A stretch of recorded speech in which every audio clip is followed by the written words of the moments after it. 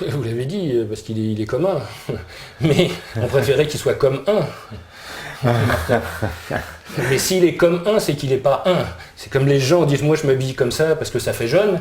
Celui qui dit ça, c'est qu'il n'est pas jeune. Donc là, l'idée, c'est que, bon déjà, le commun des mortels, il est aussi pris dans le monde. C'est-à-dire que nous, on a peut-être le loisir de philosopher et de faire de l'alchimie parce qu'on ne se pose pas la question de savoir comment on va travailler, parce qu'on ne se pose pas la question de savoir où on va dormir ce soir, parce que c'est sûr que c'est différent. Il faut aussi être libre d'esprit pour pouvoir faire ça. Et puis, trouver l'alchimie, comme c'est une philosophie et que ce n'est pas de la technique, il faut qu'on sente l'ambiance. Il faut que ce n'est pas des secrets qui sont dits, tu dois faire ça, mais c'est un état dans lequel on doit être. Et comment expliquer à quelqu'un comment se mettre dans un état? C'est pas possible. Par contre, on peut lui mettre des énigmes, on peut lui cacher des choses, et le fait qu'il les cherche va le mettre dans cet état-là, même s'il ne les trouve pas. On s'en fout finalement qu'on trouve le secret de l'énigme. Le plus important, c'est qu'on se soit mis dans cet état. Je ne sais pas si vous avez déjà essayé de lire un livre d'alchimie, c'est incompréhensible, généralement. Ouais. Pourquoi ? Parce que pour moi, les livres d'alchimie ont comme seul but, pas d'apprendre l'alchimie, mais nous mettre dans l'ambiance, nous mettre dans un état. Si vous lisez ces livres rien qu'avec les symboles, rien qu'avec les histoires, c'est plein de salamandres, c'est plein de dragons, c'est plein de creusets, c'est plein... Rien de faire ça, vous avez les yeux qui brillent. Et ça y est, vous êtes ouvert au monde. Parce que maintenant, quand vous allez vous promener devant Notre-Dame ou devant Saint-Denis ou ailleurs, puis que vous allez revoir les mêmes symboles que vous avez vus dans le livre, vous ne regarderez plus le monument de la même manière. Vous allez dire, tiens, il y a peut-être quelqu'un qui a voulu me raconter une histoire là. Et qu'est-ce qui va être le plus important? Savoir ce que ça veut dire ou penser à celui qui l'a fait. Imaginez, il y a la construction des cathédrales, 13e siècle. Ça veut dire 700 ans d'ici. Il y a 700 ans. Il y a un type qui s'est cassé la tête pour mettre une sculpture. Pour 15 jours, 7 siècles plus tard, il y en a un autre qui passe puis qui fasse « Waouh !» Vous vous rendez compte? Ça veut dire qu'il a fait quelque chose, en sachant que personne ne lui dirait jamais merci. Puis il sera mort depuis bien longtemps. Il l'a fait pour nous. Il l'a fait pour celui qui allait passer. Vous ne croyez pas que c'est un don de soi, que c'est un altruisme absolu? Ben, c'est ça qu'on doit comprendre. Le type, il a fait beau. Il a fait quelque chose qui a attiré notre regard. Il a fait quelque chose qui nous éveille. Et il attend aucun merci, parce que je vous rappelle que c'est tardivement que les gens signent leurs œuvres. Vous pouvez aller sur toutes les cathédrales, il n'y a pas une statue qui est signée. Hein. Non, Ouais, mais ça veut dire quoi? Ça veut dire qu'il l'a fait pour l'art. Il ne l'a pas fait pour lui, puisqu'on ne sait même pas qui c'est. Ça veut dire qu'il était détenteur d'une connaissance, et il a dit, à travers moi, malgré moi, et sans juger ceux qui regardent, parce que n'importe qui peut le regarder. Alors, si quelqu'un est capable de voir derrière, c'est-à-dire de me sentir derrière, alors j'aurai un sourire et je serai heureux à l'endroit où je suis. Vous ne croyez pas que c'est l'amour, que c'est cette beauté inconditionnelle? C'est fort, c'est clair. Vous savez, il y a toujours cette histoire-là des trois individus qui sont en train de tailler une pierre sur un chantier. Puis il y a un bourgeois qui passe, et puis il demande au premier, qu'est-ce que tu es en train de faire toi? Il dit, je taille une pierre. Ah bon? Il dit au second, tu fais quoi toi? Il dit, moi je gagne ma vie. Puis il demande au troisième, il dit, mais tu fais quoi toi? Il dit, moi je bâtis une cathédrale. Vous voyez? Pourtant il faisait la même chose, mais il ne faisait pas avec le même esprit. Et peut-être la quête, c'est justement cette quête de l'esprit. C'est pour ça que c'est de l'alchimie au-dessus, et non pas de la chimie en bas. Oui, parce que donc voilà, c'est parce que j'ai un ami chimiste qui vient souvent animer ici des émissions, Alain Benajam, on le salue, et il ne comprenait pas quand je lui ai dit que je pouvais venir ici, que vous étiez alchimiste, il m'a dit mais la chimie, et il me disait mais ça n'existe plus, c'était l'ancêtre de la chimie. Il me dit maintenant qu'on a la chimie, on n'a plus besoin de l'alchimie. Et si, justement, parce que la chimie est merveilleuse, formidable, on fait des produits merveilleux, on découvre des choses incroyables qu'on utilise tous les jours. Sans les chimistes, le monde ne serait pas ce qu'il est, sans les physiciens non plus. Mais l'alchimie n'a rien à voir, c'est ça, où on ne s'est pas compris dès le début, entre cette histoire de chimie et de l'alchimie. Ça n'a rien à voir, c'est autre chose. Il se trouve que les produits chimiques qu'ont trouvés les alchimistes, c'est une conséquence. Mais ce n'est pas ce qu'ils cherchaient. Ils cherchaient autre chose. Et les chimistes imaginent que les alchimistes cherchaient ça. Mais non, pas du tout, c'est autre chose. L'alchimie, c'est une voie... D'ailleurs, on parle de pierre philosophale. On ne parle pas de pierre technique. Donc ça veut dire que la quête est la quête de la philosophie. Le philosophe, c'est l'homme droit. C'est-à-dire celui qui est juste.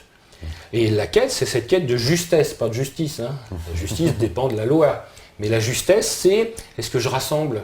Déjà, si on se posait la question de savoir en quoi ça améliore sa vie, puisque pourquoi faire de l'alchimie après tout, hein, c'est cette notion de, quand on parle de son prochain, mais c'est quoi le prochain? Celui que je vais être? Puisqu'on dit c'est son prochain. Donc ça veut dire qu'on ne juge pas les autres. Parce qu'on comprend la douleur des autres, on comprend la souffrance des autres, on comprend la colère des autres, parce qu'on aurait pu être à leur place. Ça ne veut pas dire qu'on l'excuse, mais ça veut dire qu'on peut le comprendre. Ça veut dire que faire de l'alchimie, c'est aimer le monde. C'est aimer la matière, c'est aimer le minéral, le végétal, l'animal. On ne peut pas faire de l'alchimie si on n'aime pas le monde. On imagine que l'alchimie, il y a un secret. Le plus grand secret de l'alchimie, c'est qu'il n'y en a pas. Et c'est encore pire. C'est énorme. Mais oui, parce que moi, je pensais au début que l'alchimie, il y avait de la pierre philosophale cachée quelque part. Et puis il suffisait de purifier la matière pour trouver les petits bouts de pierre philosophale, puis de les assembler, puis quand je les aurais assemblés, j'aurais une pierre philosophale. Mais non, c'est pas du tout ça. L'alchimiste, lui, va fabriquer une coupe, c'est-à-dire un réceptacle. Et si ce réceptacle est bien fait, alors la lumière qui est à l'extérieur va venir dedans. Ça veut dire que l'homme ne peut faire que la moitié. Et c'est pour ça que dans les contes de fées, ça représente le beau prince charmant. Vous savez, il y a toujours un prince charmant. Toujours un prince charmant. Mais ce prince charmant, il est spécial quand même, parce qu'il est très attachant. Ah, très attachant, il doit attacher quelque chose. Mais c'est aussi, il est très aimant, il aime. Mais celui qui est aimant, c'est celui qui attire. Un aimant, ça attire. D'ailleurs, il est très attirant. Donc, en gros, qu'est-ce qu'il fait, lui? Qu'est-ce qu'on fait, nous? On va fabriquer un espèce d'aimant, parce que ce qu'on cherche, c'est cette lumière, finalement. Mais comme on n'est pas capable de l'attraper, parce qu'elle est diffuse, elle est partout, ben on va fabriquer un piège à lumière. C'est ça, la pierre philosophale. C'est aussi le Graal. Le Graal, jusqu'à Chrétien de Troyes, c'était une pierre. C'est-à-dire qu'on dit que c'est une coupe. Ouais. Et on dit ça, c'est récent, c'est le XIIIe siècle. Avant, on disait que c'était une pierre. Et c'est normal parce que la racine du mot, c'est Galles. À chaque fois qu'on va entendre le mot Galles, ça veut dire pierre. Tous les pays gaéliques, par exemple, c'est les pays de la pierre. Quand vous faites une galerie, faites des trous à l'intérieur de la pierre. Et quand on jette des petits cailloux, c'est des galets. Des galets. Vous voyez, vous entendez la musique. Puis alors au bout du bout, c'est-à-dire toutes les pierres qui sont dans l'espace, elles tournent autour de quelque chose et c'est une gale axis. L'axe de la pierre, puisque les pierres tournent autour. Donc à chaque fois qu'on aura cette musique-là, gale, donc Graal, qu'on entend à l'intérieur, en plus pour les hébraïsants, c'est la lettre guimel et la lettre gamel. C'est la lettre G, et si vous voyez la lettre G, c'est une spirale. Donc ça veut dire va chercher à l'intérieur. Donc à chaque fois qu'on aura cette lettre et cette musique, il y a un truc à trouver dedans, quoi. Alors Rabelais, il l'a fait quand il fait ses textes, il met ça dedans. Et tous ces personnages, c'est des géants. Géants. Donc on va chercher à l'intérieur. Et ils commencent tous par la lettre G. Grand Gousier, Gargamel, Gargantua. Et évidemment, il cherche quelque chose. Et il cherche la dive bouteille.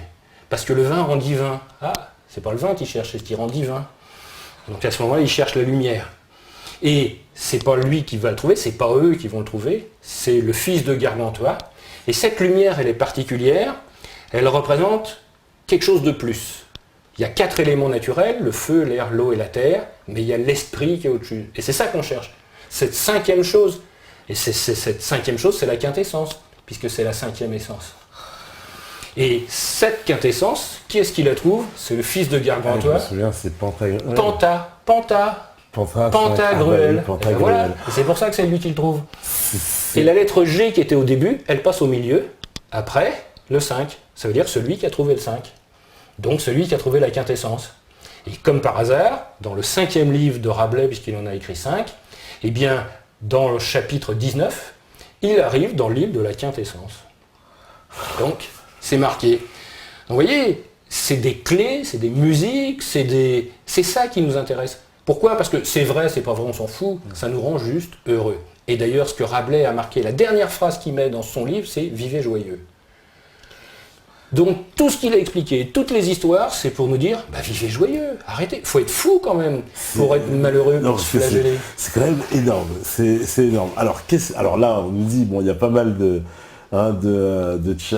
personnes sur le chat, hein, je vous salue tous parce que il y a Wise Sérieux, Rosa Mystica, Jacques Ojac, STV4, Rankil, notre cher Ozzy, Wakiza, Wise Sérieux, Tsuki38, Love Free Future, enfin tous les habitués.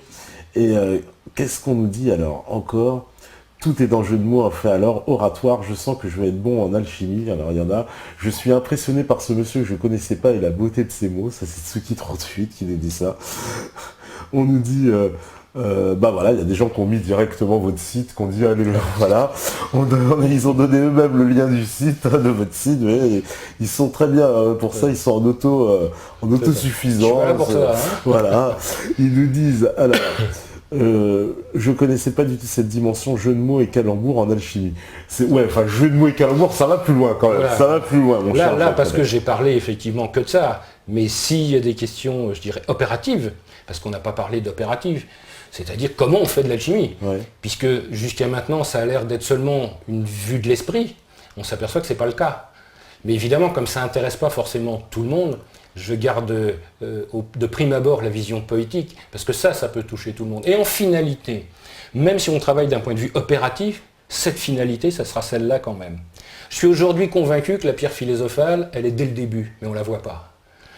Et qu'on ne peut la voir que quand on la voit. Vous entendez la musique? C'est-à-dire qu'elle est là, la beauté est là, cette pierre, elle est déjà là. Mais on est voilé, on ne peut pas la voir. Il y a quelque chose qui est absolument hallucinant, c'est que dans les textes, après on y croit, on n'y croit pas, je veux dire les textes bibliques, les textes anciens, on nous a quand même soumis un certain nombre de choses.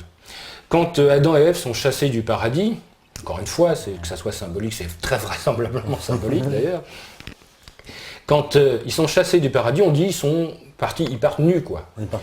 Et on dit ensuite, ils s'habillent de tunique. Parce qu'ils ne peuvent pas être comme ça dans le monde, vous vous rendez compte. Mais c'est pas ce que la traduction originale dit. Elle dit deux choses. La première, elle dit « et ils s'habillèrent de tuniques de peau ». Donc ça veut dire qu'avant, ils n'en avaient pas. Donc le paradis, finalement, c'est quand on n'a pas de corps. Quand on est sans doute qui exprime. D'ailleurs, paradis, ça vient de paradès, ça vient de jardin. On est dans le jardin, tout est merveilleux, tout est extraordinaire, puis un jour on se fait foutre à la porte pour de mauvaises raisons, on pourrait y revenir, mais en tout cas, ce n'est pas des bonnes raisons. Et le vrai texte à l'origine dit « et ils s'habillèrent de tuniques d'aveuglement ». Ça veut dire que finalement, perdre le paradis, c'est d'arrêter de voir. C'est quand vous êtes dans le métro, vous ne regardez plus votre voisin. C'est ça l'enfer. C'est quand vous avez des fleurs à côté de vous, au lieu de vous arrêter pour les regarder, vous les piétinez parce que vous n'avez pas le temps de regarder. L'enfer, c'est pas regarder ses enfants grandir, par exemple. Ça, c'est l'enfer. Parce qu'enfer et enfermé, c'est le même mot. Et la clé, justement, soyons ouverts. Regardons nos voisins. Je regardais en venant dans le métro ici, tout le monde a le nez dans son portable. Mais quand il sonne à votre insu, c'est des insupportables. Mais c'est affreux parce que vous êtes piégés. Vous ne regardez pas l'autre, vous ne regardez pas l'environnement. Vous êtes attiré, vous êtes enfermé. Vous perdez la beauté du monde. Et puis vous regardez surtout ce qu'on vous dit de regarder. C'est pas vous qui décidez de ce qu'il y a dessus. Hein. Donc on se laisse prendre par ça. Et l'idée c'est de s'arracher, d'ailleurs ça demande un vrai effort, de s'arracher, de le mettre de côté et de regarder comme c'est beau autour de vous. Ça ne veut pas dire qu'il ne faut pas utiliser de portable, ça ne veut pas dire que ce n'est pas une avancée technologique merveilleuse, mais ça veut dire que ça peut être un piège aussi. Et que cette véritable notion de se regarder et de regarder les choses, c'est vrai aussi dans le labor, c'est-à-dire dans la matière, c'est-à-dire quand on va vraiment travailler. Pour faire une pierre philosophale, finalement, on appelle ça la matière première. Mais si c'est la matière première, qu'est-ce qu'il y avait avant, puisque c'est la première matière? Donc ça veut dire qu'avant, il y avait la lumière. Donc si j'ai la matière première, il suffit de la gratter, de la râper, et si je la râpe suffisamment, à travers, je vais voir la lumière. C'est ça la pierre philosophale. C'est une matière qui est suffisamment râpée, suffisamment fine, j'oserais dire ténue, vous l'entendez comme vous voulez, une matière ténue, parce que le 1 est nu, regardez comment ça s'écrit, le 1 ça fait ça, et le nu ça se retourne. Donc finalement, comment on va redevenir nu, nous? Et on peut dire que l'alchimiste, finalement, c'est ce qu'il recherche. Il recherche cet état d'enfant, cet état d'émerveillement. Il y a quelque chose qui nous empêche ça, c'est le soufre. Et cette soufre, c'est l'émotion, c'est l'agitation. Donc il va falloir perdre notre agitation pour retrouver notre immobilité. Ça va être vrai dans la matière aussi. C'est-à-dire qu'on va prendre un métal qui est très agité, puis on va lui retirer son agitation. Donc il va se calmer. Mais hop, il se remet à bouger. Pourquoi? Parce que maintenant ce métal, quand il est calme, si moi je tiens mon creuset comme ça, c'est moi qui vais lui transmettre mon agitation. Et quand je vais travailler sur mon creuset, j'aurai l'illusion de travailler sur le métal, mais en vrai c'est sur moi que je vais travailler. Et quand les deux seront apaisés, c'est-à-dire que moi j'aurai vidé toutes mes émotions sans même m'en rendre compte, puisque je vais travailler sur un métal, j'ai l'impression que c'est pas moi. Alors les deux vont s'apaiser. Et là, il va se passer quelque chose d'extraordinaire, c'est qu'une étoile va apparaître dans le creuset. La quintessence va être là. Alors vous voyez, c'est à la fois une opération pratique, métallique, il y a un creuset, il y a du feu, il y a ce que vous voulez, et philosophique, parce que ça pompe mes propres émotions, et puis ça va me faire travailler sur un truc absolument formidable qui est l'ego. C'est drôle ce nom, hein, parce que c'est la seule chose qui nous empêche de l'être. Bon, ça s'appelle ego, et pourtant quand on en a, on n'est pas égal. Parce que c'est notre ego qui dit moi je suis meilleur que vous, parce que j'ai pas la même tête, parce que je suis plus intelligent, parce que... Et le but du jeu, ça va être de faire des trous dans l'ego. Et toutes les voies initiatiques n'ont qu'un seul but, c'est de faire des trous dans l'ego. Alors quand vous travaillez sur votre creuset puis que ça marche pas, parce qu'il ne faut pas croire que ça va être facile, hein. Si justement c'est facile, c'est pour ça que ça marche pas, parce que nous sommes complexes. Mais c'est très simple. Donc ça marche pas, qu'est-ce que je vais faire? Je vais dire, ouais, tout ça c'est des conneries, j'ai dépensé mon temps, j'ai dépensé mon argent, ça veut rien dire, je le jette puis je m'en vais. Et puis vous croyez pas qu'un jour ou l'autre, dans une semaine, dans 2 semaines, ça va me revenir en arrière là, puis je vais dire, aujourd'hui ça a peut-être marché, ben, il faut que je tasse un peu mon ego pour faire ça. Ben, si je suis capable de le faire et de recommencer, ben, j'ai réussi à faire des trous dans mon ego.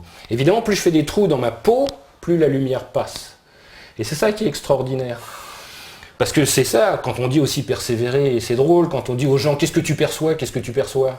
Mais celui qui perçoit, c'est celui qui se perçoit. C'est-à-dire, qui perd son image, pour justement montrer l'être qui est à l'intérieur. Parce que c'est aussi la quête de l'être. C'est ce que je disais tout à l'heure à quelqu'un, c'est quand on arrive ici, on apparaît. C'est ce qu'on vous dit, tiens, c'est j'apparais. Puis quand on part d'ici, on disparaît. Donc on fait que paraître. Et la clé, c'est on est quand? Eh bien c'est simple, on peut savoir on est quand. Le contraire de la vie, c'est la mort. Ouais. Mais le contraire de la naissance, c'est quoi? Ah ben il n'y en a pas. Ben si, il y en a un. Parce que le contraire de la naissance, c'est être. Pourquoi? Parce que naître, c'est non-être. Voilà, naître. Et oui, dès que je nais, je ne suis plus. Donc l'idée, c'est je nais une fois, je vis, je meurs, je vis, je meurs, je vis, je meurs. Je retire mes peaux. D'ailleurs, c'est le sens du pèlerinage. Parce que le pèlerin, c'est celui qui se pèle. Donc celui qui retire ses peaux. Et quand il a retiré toutes ses peaux, eh bien, il n'a plus besoin de naître parce qu'il peut être. C'est très belle démonstration. D'ailleurs, il y a beaucoup de gens, j'en étais sûr, qui sont complètement absorbés. On nous dit, qu'est-ce que l'alchimie des mots, de la poésie spirituelle? Cette notion est difficile à appréhender pour un esprit cartésien. Ça, c'est Jacques Aujac qui nous dit ça. Il a du mal à se laisser aller... Mais ça n'empêche pas. Pourquoi? Parce que c'est pas de la sémantique. Oui. C'est-à-dire que l'idée, c'est pas trouver le sens des mots en fonction de leurs racines. Et encore, on pourrait faire des choses qui sont assez étranges et assez stupéfiantes. Parce que là, je l'ai fait qu'en français, bien sûr, mais on pourrait le faire dans des tas d'autres langues. On pourrait le faire bien sûr en grec, en hébreu, en latin, en arabe, en chinois. Bien sûr que ça marcherait. D'ailleurs, on pourra donner quelques exemples. D'ailleurs, on pourra donner des exemples. On fera un petit jeu tout à l'heure. Si vous acceptez, vous donnerez vos prénoms, on les marquera, et on vous donnera la signification de vos prénoms. Parce que les prénoms ont une signification. Alors, vous avez fait une démonstration en off avant que l'émission commence, qui était absolument renversante, je tiens à le préciser, parce que vous avez appuyé, mais alors... On vous a pris pour un agent des renseignements généraux. On s'est dit, il est venu avec des fiches sur chacun. C'est pas possible. Il a tapé juste sur chaque personne sans nous avoir jamais vu. À partir de notre nom et de notre prénom. Et je vous assure que c'était impressionnant. Vraiment impressionnant. Ça veut dire que, donc, il n'y a aucun hasard. Donc, ni dans les mots, ni dans les lettres, ni dans les... Alors, je comprends effectivement la réaction de quelqu'un de cartésien qui va dire, bah non, ça se peut pas, c'est des hasards, c'est de la poésie. Et encore, ça n'empêche pas. Maintenant, on pourrait dire aussi, il y a des musiques dans l'univers. C'est-à-dire qu'il y a des ondes, il y a des vibrations. Et la vibration crée la forme. On peut le démontrer. C'est-à-dire que si vous prenez du sable et que vous le mettez sur une enceinte acoustique, quand vous mettez un son, le sable prend une forme. Mais ça veut dire que si je change de son, le sable prend une autre forme. Donc finalement, la forme, elle n'est pas dans le sable, elle est dans le son. Ça veut dire que c'est la vibration qui a donné la forme. Et si c'était vrai, pas seulement dans le sable, mais dans toute chose. Peut-être moi j'ai cette tête-là parce que j'ai une onde de moi à l'intérieur. Mais les briques qui nous composent sont les mêmes. Alors pourquoi vous avez cette tête-là et pourquoi moi j'ai cette tête-là? Parce que la chanson qui est dans la musique n'est pas la même. Donc le plan, la vibration, préside à la forme. Et ce qui veut dire que si je change la vibration, je change la forme. On revient aux épées de tout à l'heure, nos épées enchantées de tout à l'heure. Imaginons, quand le forgeron est sur son enclume, l'épée est rouge encore, donc encore molle, puisqu'il est capable de taper dessus. Et vous remarquerez quelque chose de particulier, c'est qu'il ne tape pas directement sur la lame. Il tape d'abord sur l'enclume. Ding! puis après il tape. Ding, puis après il tape. Et la question c'est, à quoi ça sert? Il y a un son qui va apparaître, et ce son il est pur si l'enclume est juste. Et ce qui va se passer, c'est que le métal est mou. Donc comme le métal est mou et qu'il y a un son, le son va courir dans la lame. Et le son va rectifier la lame, c'est-à-dire il va la rendre droite. Et finalement, le travail du forgeron, ça ne va pas être seulement de taper dessus, c'est que le son aille à l'intérieur. Vous ne croyez pas que c'est une épée enchantée? Puisque le son est à l'intérieur. Et c'est tellement vrai, ça marche dans l'autre sens. Aujourd'hui, vous allez voir comment on vérifie les roues des trains. Vous savez, il y a la continuité de l'axe qui est au milieu. Ouais. On sonne, c'est-à-dire qu'on tape. Si ça fait ding, ça veut dire que c'est continu. Si l'axe est cassé et que je tape, ça fait ploc. Parce que le son ne va pas jusqu'au bout. Donc ça veut dire que le son agit bien sur la forme. Il y a, souvenez-vous de Caruso, enfin c'était un chanteur, vous savez, quand il chantait, les verres explosaient. On peut imaginer un son aussi, je mets un ultrason sur un verre et il explose. Pourquoi? Parce que le verre va s'agiter, il ne va plus être capable de maintenir sa structure. Mais en réalité, il n'y a pas que ça, c'est que le verre essaye de suivre la chanson. Mais comme lui, il est rigide et pas mou, il ne peut pas. Donc il va se casser. Et si je continuais à mettre du son dessus, eh bien il deviendrait de la poudre. Et si je continuais, cette poudre suivrait la chanson. Donc ça veut dire que le verre suit la chanson. Pourquoi je vous fais cette démonstration-là? Parce que c'est peut-être la même chose pour les mots, pour les noms. Il y a des courants qui courent dans l'univers, des musiques qu'on n'entend pas forcément, mais qui influent peut-être quand même notre comportement. Un exemple, les phénomènes de mode. On dit tiens, il se passe ça parce que c'est la mode. Mais pourquoi? Pourquoi? Ça veut dire quoi? C'est la mode. C'est-à-dire que quelqu'un a lancé quelque chose et tout le monde l'a suivi. Il a lancé une note et tout le monde a chanté avec. Ah, c'est intéressant. Les prénoms, c'est pareil, puisqu'on en parlait. Vous avez remarqué que les prénoms reviennent d'une manière cyclique. Aujourd'hui, on a des prénoms qu'on ne donnait plus il y a 20 ans, parce qu'on disait que c'est des prénoms vieux, alors que ça revient et c'est complètement mode. Un autre exemple, vous avez envie de donner un prénom à votre enfant, et vous imaginez un prénom où il y a un prénom qui passe, et ce prénom, vous dites, tiens, je vais prendre celui-là parce que je ne l'ai jamais entendu. Et vous le donnez. Et 10 ans après, vous l'appelez dans la cour de récréation, puis il y en a 20 qui se retournent. Parce que tout le monde a eu la même idée. Mais elle vient d'où cette idée-là? Peut-être que quelqu'un a entendu cette musique sans s'en rendre compte et que tout le monde a été amené et on l'a traduit en prénom. Donc, il y a les deux hypothèses. La première hypothèse qui dit qu'il y a bien des structures d'information, et c'est pas parce qu'on ne les entend pas qu'elles n'existent pas. Ça, c'est la première chose. La deuxième chose qui est complètement romantique, qui dit c'est l'inspiration. Ça veut dire, tirez ou rien entre parenthèses, ça veut dire que les dieux soufflent et l'homme est inspiré. C'est-à-dire que par le souffle, il y a de l'information qui passe, et passant par ce souffle-là, on le traduit d'une manière ou d'une autre. Et puis la version encore plus mystique, Dieu est derrière tout ça, et c'est lui qui s'est arrangé pour que ça colle. Mais j'ai pas de réponse à ça. Et à la limite, c'est aussi de la poésie, et c'est juste le fait de se faire plaisir. Mais c'est beaucoup plus important que ça, parce que toutes les marques qui fonctionnent comme ça. C'est-à-dire qu'on pourrait décrypter, sortir de la crypte une vraie marque, une marque d'affaires, et on s'apercevrait que ça fonctionne. Et puis il y en a qui l'ont fait exprès. On parlait de l'alchimie. L'alchimie, c'est trouver la lumière. Hein, on a dit tout à l'heure, j'ai parlé de l'eau qui la contient, l'eau qui est dans l'air. Et puis, la lumière, c'est le roi, on l'a vu. Mais le roi en vieux français, c'est réal. Hein, c'est, on dit, réaliser quelque chose, ça c'est plus la déesse de la terre, mais c'est quand on dit Montréal, par exemple, au Canada, au Québec, c'est le Mont-Royal. D'ailleurs, il y a un endroit qui s'appelle Mont-Royal là-bas. Donc, il y a une marque d'affaires qui fait des produits cosmétiques et qui s'appelle L'Oréal. Vous croyez que c'est un hasard? Et c'est quoi leur truc? Ils font des produits qui rendent beaux, qui rendent lumineux. C'est exactement fait pour. C'est-à-dire, alors est-ce qu'ils l'ont fait exprès ou pas? Mais ils ont insisté quand même, parce que l'eau, ils l'ont mis en gros. Donc c'est comme si c'était une eau qui contenait la lumière, une eau royale. Et quand on se la mettait, on devenait comme le roi. Mais j'arrive pas à croire qu'il ne l'ait pas fait exprès. C'est énorme, c'est énorme, oui. Non, mais en plus, ces gens-là, ils ont pu avoir accès à ça. Il y a bien accès, nous. Pourquoi il n'y aurait pas accès? Mais tout. Je veux dire, j'ai travaillé un peu sur les marques, justement, pour voir comment ça fonctionnait. Vous prenez Nike, par exemple, les chaussures. Nike. C'est la victoire en Grèce. C'est la déesse de la victoire en courant, en Grèce. Donc ils ont pris un dieu de la victoire en courant pour faire des chaussures. Et ils l'ont appelé Nike. En réalité, son vrai nom de la déesse, c'est Nike. Mais on ne peut pas l'appeler comme ça. Donc, ils ont gardé l'accent. Et c'est le symbole de la marque. Donc, ça veut dire qu'ils ont cumulé les deux. Là, vous avez au Japon un temple, il y a 1000 déesses. Et il y en a 999 qui sont imparfaites. Et il y en a une qui est parfaite. Elle s'appelle Kannon. bah, faire un appareil photo qui s'appelle Canon, la déesse parfaite. Forcément, ça marche. Adidas, les chaussures, même si c'est le nom de quelqu'un, mais si on prend la musique, Adi, c'est serviteur, Das, la source, le serviteur de la source. Et pour servir la source, c'est-à-dire là où est la lumière, il faut faire 3 passages. On l'a vu, il y a 3 bandes dessus. Tiens, est-ce que c'est un hasard? J'en sais rien, mais en tout cas, ça colle drôlement bien. Alors ça marche aussi avec les couleurs et les formes géométriques, parce que chaque couleur et chaque forme géométrique veut dire quelque chose. Donc si j'associe les couleurs et les formes géométriques et la langue des oiseaux, on fait un logo tout de suite. Mais le logo, c'est le logos. Et le logos, c'est la parole de Dieu. Donc ça veut dire la parole magique.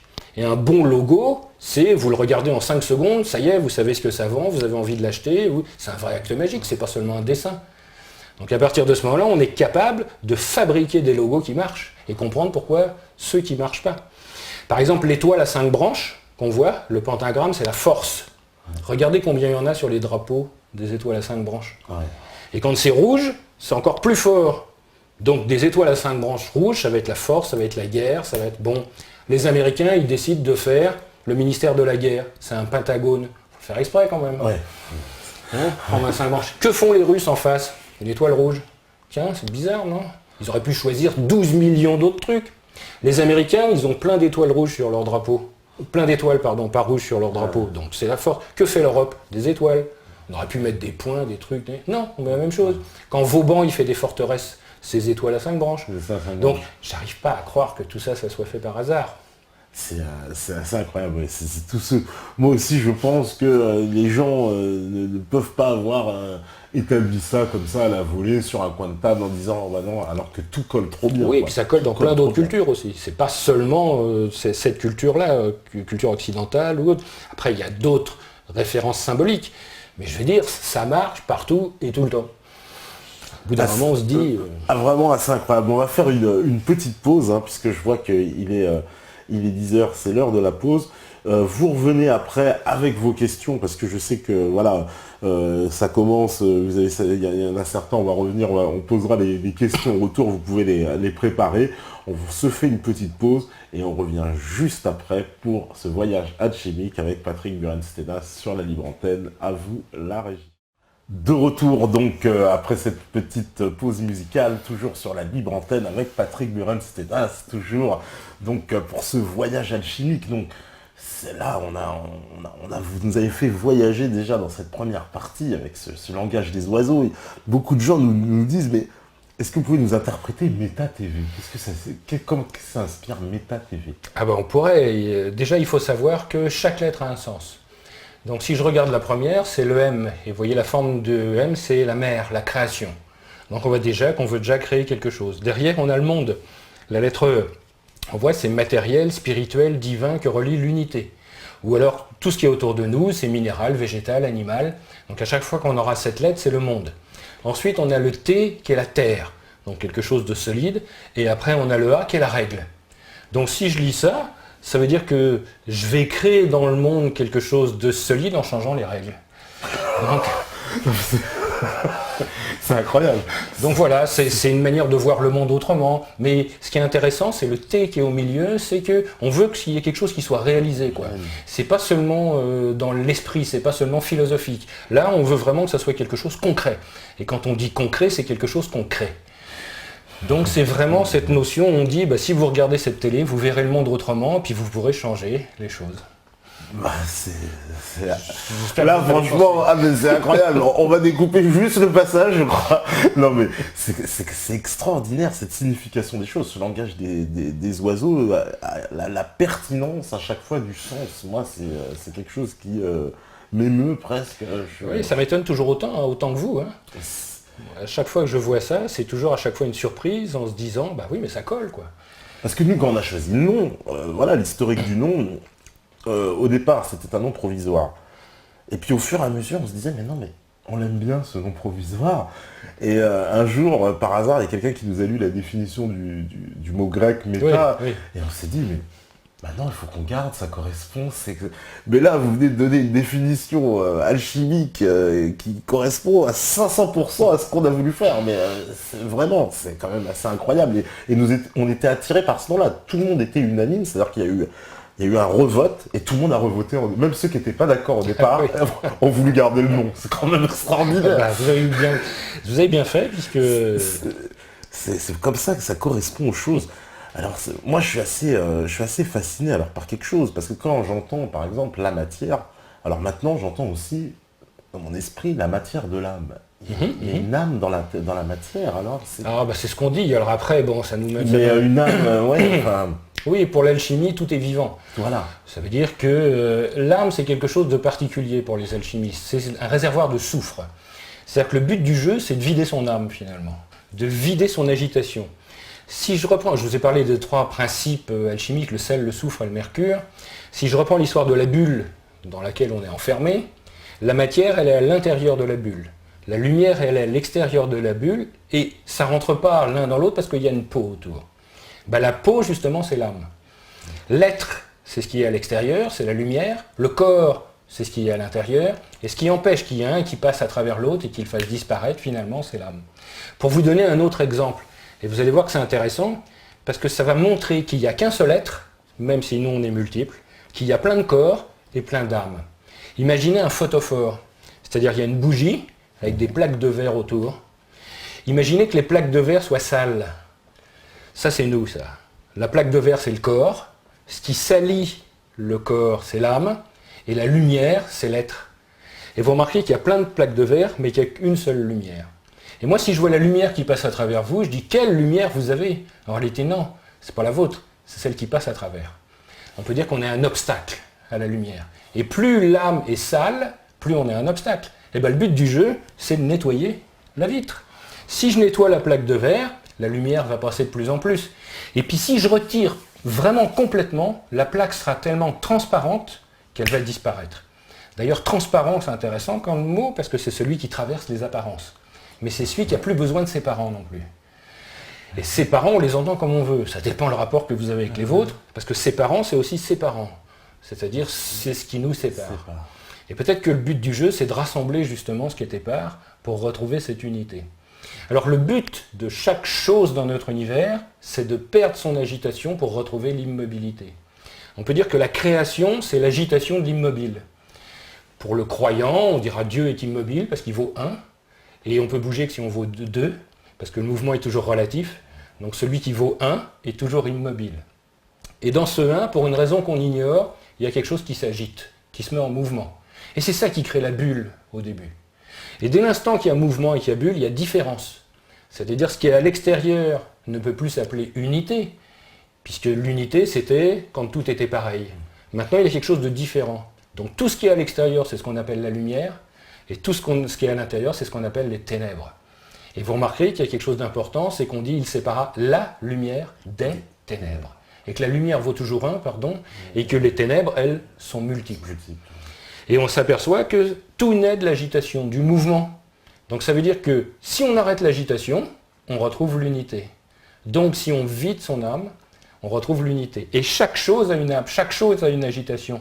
Et si je retire son agitation, eh ben, je vais retrouver la matière première, c'est-à-dire la première brique de la matière, et je pourrai passer à travers.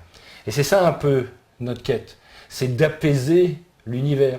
C'est dit par exemple, puisqu'on a fait la langue des oiseaux, on pourrait le faire en hébreu par exemple, le nom d'Adam, le premier nom de l'homme, ça commence par la première lettre de l'alphabet hébraïque, qui est le Aleph, qui ressemble à un X.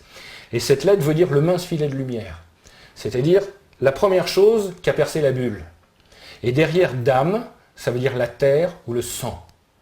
Donc Adam, ça veut dire le sang de Dieu. Et le sang, c'est les mots, et les mots, l'émotion. Donc Adam, ça veut dire l'émotion de Dieu. Et bien je veux retrouver le Aleph, il faut perdre le Dam. Perds tes émotions, et tu retrouveras l'unité. Le mode d'emploi était dans le premier nom.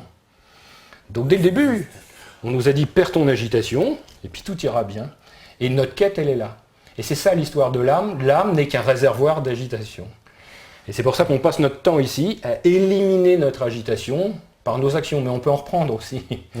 Et le but du jeu, c'est que ça soit complètement vide. Et quand c'est vide, à ce moment-là, il n'y a plus d'obstacle entre la lumière et les ténèbres. Et à ce moment-là, la lumière pénètre dans les ténèbres et la création est terminée.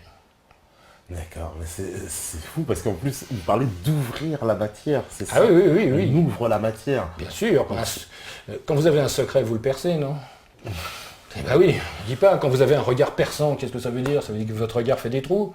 Ça veut dire qu'il voit au-delà des apparences. Et d'ailleurs, dans toutes les voies initiatiques, à un moment, il y aura une mort apparente. Presque une mort. Et la mort, c'est être immobile, silencieux et aligné. Et on doit comprendre la mort des apparences. Alors évidemment, quand j'ai cette mort des apparences, on va me voir tel que je suis, être. Et ça ne plaît pas forcément. Et donc, parce que nous, on vit ici dans un monde d'images. Et souvent, c'est l'image d'un qui aime l'image de l'autre. Et l'idée, c'est d'être comme on est. Mais c'est pas facile. Alors le maître, il va avoir la même chose, parce qu'il va s'ouvrir, il va laisser passer la lumière, mais plus il laisse passer la lumière, c'est comme une lampe un peu. C'est-à-dire que plus elle est claire, moins on voit la lampe. Forcément. Alors à un moment, il va dire, ouais, non, mais attends, c'est moi qui l'ai fait, pourquoi je vais juste laisser passer ça? Alors à ce moment-là, il se referme. Et il éclaire plus, il brille. Et là, c'est plus pareil. Parce que pour briller, déjà, il faut être bien poli, forcément, et on brille qu'à travers le regard des autres. Donc on va chercher le regard des autres, et là, ça va flatter notre ego. Mais le vrai maître, c'est celui qui est transparent, c'est-à-dire qui laisse passer la lumière sans résistance. Et d'ailleurs, on demandait à un vieux maître, un grand maître, on disait, oh, grand maître, vous nous apportez la lumière. Il disait, non, je suis un obstacle. Et il avait raison. C'est-à-dire que tant qu'on est là, tant qu'on est matière, eh ben on reste un obstacle. À nous d'être le plus ouvert possible. D'ailleurs, c'est intéressant ce terme, vous l'avez dit. Hein, ouvert, ici, hein, ça nous ouvre l'esprit. Il faut être ouvert, mais il faut ouvrir quoi? Ça veut dire quoi? Ça veut dire quoi, être ouvert? Ça veut dire qu'il y a quelque chose de fermé? Et ça veut dire que cette ouverture, c'est quoi? Ça veut dire que je comprends les choses, ça veut dire que je suis plus intelligent, ça veut dire que je suis plus tolérant. Non, ça veut dire que je perçois mieux. Ça passe pas par l'interprétation, l'ouverture. L'ouverture, c'est vraiment le cœur qui se manifeste, et pas la tête. Encore une fois, ça ne veut pas dire qu'il ne faut pas utiliser la tête, mais c'est la différence entre l'amour et la réflexion qu'on va avoir. Et ces deux sont dans des temps différents. L'amour, il est dans le moment présent. La réflexion, l'intelligence, elle est dans le moment qui passe. Par exemple, il y a quelqu'un qui tombe à côté de vous. Deux solutions. La première, vous vous précipitez pour le ramasser, c'est le cœur. La deuxième, vous vous précipitez, vous dites, oh là là, je vais avoir des embêtements, ça c'est la tête. Vous voyez, il y en a un qui est instantané, et puis l'autre, il prémédite. C'est-à-dire qu'il ne médite pas, puisqu'il prémédite. Et l'idée, on le sent bien, et c'est pour ça que nous-mêmes, nous allons sentir quand on est en état de tête ou en état de cœur. Est-ce que je suis instantané? C'est-à-dire, est-ce que c'est cette beauté et ce bonheur d'un coup, ou alors c'est ce qu'il faut que je prémédite? Et c'est ça aussi qu'on nous dit dans les textes, c'est quand on a été chassé du paradis, c'est parce qu'on a mangé le fruit de la connaissance. Mais à l'origine, il y avait l'arbre de vie. Et l'arbre de vie, c'est je suis heureux tout le temps, quoi que je fasse. Et l'arbre de la connaissance, maintenant, pour être heureux, il faut que j'ai des raisons. C'est pour ça que je suis chassé du paradis. Alors qu'avant, je ne me posais pas de questions, j'étais heureux tout le temps. Et la connaissance du bien et du mal, ça veut dire que je connais qu'il y a du bien et qu'il y a du mal. Alors qu'avant, il n'y a ni bien ni mal, puisque tout est un. Et l'idée, c'est de revenir ça. Et c'est pour ça que je vous disais tout à l'heure, c'est s'il nous faut des raisons pour être heureux, on n'est jamais heureux. Mais si on est heureux sans raison, on est toujours heureux. Parce qu'on est toujours à sa place. Et elle est là, cette quête. C'est très philosophique. Pierre philosophale, pas pierre technique. Oui, c'est ça. Il y a vraiment une philosophie. Et alors, elle a influencé, parce que moi, là, dans ce que j'entends, j'ai presque envie de faire le rapport avec les philosophies des Amérindiens qui voyaient une âme dans toute chose. C'est un rapport ou pas? Oui, bien sûr, mais j'aime pas ce terme, hein, c'est nouveau, parce que Amérindien avant... Alors oui, je dis Amérindien. Non, mais je vous en veux pas, vous allez voir pourquoi, parce que c'est des Amérindiens. Donc, on voit que peut-être aujourd'hui ils sont amers, parce que finalement les Américains disent les Indiens c'est merveilleux, c'est formidable, mais c'est quand même eux qui les ont tués quasiment jusqu'au bout. En gros, ils ont fait des réserves, et puis ceux qui n'étaient pas morts, ils les ont mis dans un zoo. C'est un peu ça quand même. Et aujourd'hui, maintenant, c'est de la dernière mode d'aller parler avec les Indiens, d'aller faire des sweet lodge, d'aller faire des trucs comme ça. Mais ils ont été les premiers à les foutre à la porte pour prendre leur terre. Amérindiens. Donc, ces Indiens, ou quand on parle de chamans aussi, qui sont jamais que des sorciers des steppes, hein, je veux dire qu'on en a partout, des magiciens, des chamans et autres, c'est de l'animisme, c'est-à-dire que tout a une âme, tout a un esprit, et donc ça veut dire que quand on fait quelque chose, comme ça a un esprit, ça a une intelligence, on doit vivre en bonne intelligence. Et c'est l'avantage qu'ils ont sur nous, c'est que s'ils veulent couper un arbre, par exemple, il faut qu'ils demandent à l'arbre, parce qu'ils considèrent qu'il y a une intelligence dedans. S'ils veulent tuer un animal pour le manger, eh bien, il faut qu'il demande à l'animal, il faut que l'animal il soit d'accord. Et il peut être d'accord, l'animal. Parce que quand on a parlé de l'âme tout à l'heure, c'est-à-dire du soufre qu'on a à l'intérieur de nous, on passe toute notre vie à essayer de l'éliminer, à l'éliminer. Mais il y a une manière formidable pour l'éliminer, c'est-à-dire au lieu de le faire soi-même, on le refile à quelqu'un d'autre. On appelle ça la culpabilité. C'est-à-dire, moi je ne veux pas faire quelque chose, ben, je vais vous le recoller à vous. Et si vous ne le faites pas, je vais dire c'est votre faute. Donc à partir de ce moment-là, la souffrance que j'avais, c'est vous qui allez l'avoir et ce sera à vous de vous débrouiller avec ça.